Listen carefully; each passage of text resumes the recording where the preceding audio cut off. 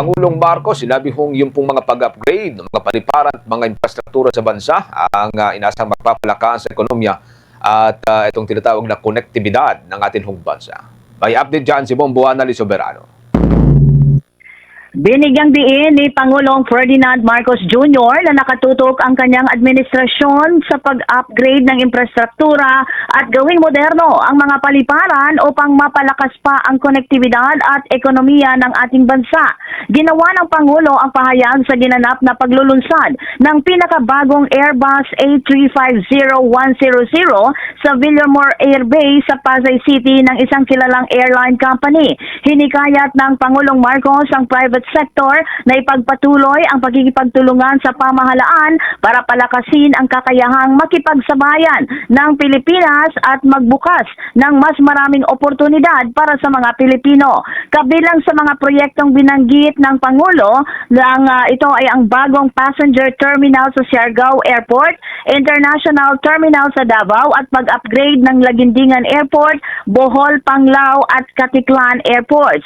Isinusulong din ng Pangulo ang modernisasyon ng Ninoy Aquino International Airport sa pamamagitan ng public-private partnership kabilang ang mga bagong posibilidad at e-gates. Ayon sa Pangulo, ang mga proyektong ito ay pamumuhunan sa mobility, opportunity at pambansang kaunlaran tungo sa isang bagong Pilipinas. Pakinggan natin si Pangulong Ferdinand Marcos Jr. We are also reminded that progress demands adaptation. The unveiling of the Airbus A350-1000 underscores the importance of keeping pace with the rapidly evolving aviation industry. Taken together, these milestones point us firmly towards the future.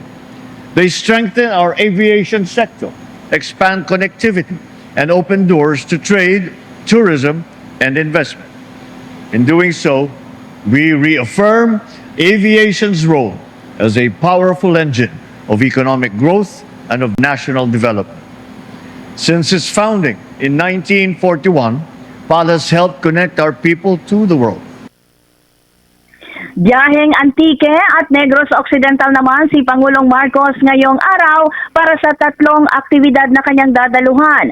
Unang pupuntahan ng Pangulo ang inaugurasyon ng Antique Airport Development Project at mula sa Antique Airport tutungo naman ang Pangulo sa Barangay Poblacion 5 para sa inspection ng rice processing system sa Hampi. Mula Antique ay lilipat naman ang Pangulo sa Negros Occidental para sa inaugurasyon ng Sumag Water Treatment Plant na tutulong sa malinis na supply ng tubig para sa mga residente lalo na sa Bacolod City. Samantala, inanunsyo din ng Pangulo ang matagumpay na nakadiskubre ang Pilipinas ng natural gas sa Malampaya East 1. Ang kauna-unahang malaking tuklas sa sektor ng enerhiya sa loob ng mahigit isang dekada. Ayon sa Pangulo, ang naturang discovery ay nagbibigay ng panibagong sigla sa patuloy na pagsisikap ng gobyerno na matiyak ang matatag at maasahang supply ng enerhiya sa ating bansa. Mahalaga umano ito sa pagpapalakas ng seguridad sa energy, lalo na sa gitna ng tumataas ng pangangailangan at hamon sa pandaigdigang merkado ng enerhiya. Dagdag pa ng Pangulo, ang bagong tuklas sa Malampaya East 1 ay inaasahang makatulong sa pagpapababa ng pag-asa ng bansa sa inaangkat sa enerhiya at magbigay ng mas matatag na pundasyon para sa pangmatagalang kaunlaran ng ekonomiya. Patuloy namang nakikipagtulungan ang pamahalaan sa mga lokal at dayuhang katuwang upang mas mapalawak pa ang exploration at mapakinabangan ang likas yaman ng bansa para sa kapakinabangan ng ating sambayanang Pilipino. Pakinggan natin si Pangulong Ferdinand Marcos Jr. The discovered reservoir called Malampaya East 1 or MAE-1 is located about 5 kilometers east of the existing Malampaya field.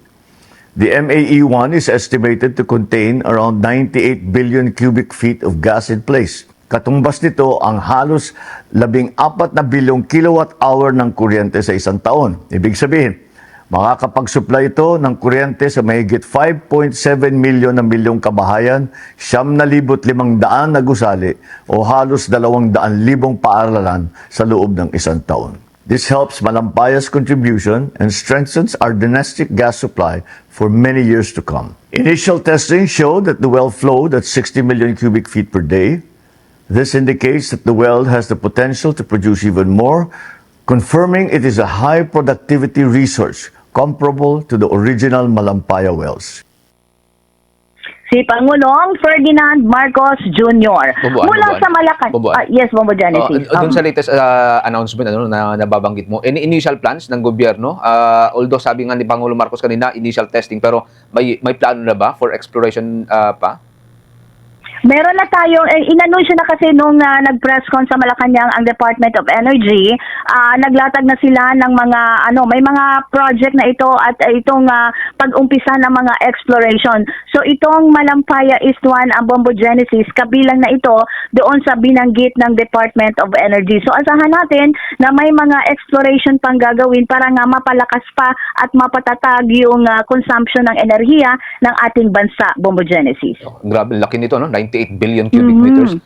Sige. Tama ka. Kaya nga, malaking balita talaga yan para sa atin, lalo na at yung sa mga namumblema nga tayo ng kuryente dahil sa sobrang taas ng presyo ng kuryente, Bombo Genesis. Okay. Maraming salamat, Bumbuan. Okay, mula dito sa Palasyo ng Malacanang, Bombo Anali Montaño Soberano nag-uulat. And this is Bombo Radio Philippines, the #1 and most trusted source of news and information. Basta Radio, Bombo! For the most trusted source of news and information, visit our website at www.bomboradio.com. Follow us on Bombo Radio mobile app, Facebook, YouTube, TikTok, and X, formerly Twitter. Like, share, and stay connected. Anytime, anywhere.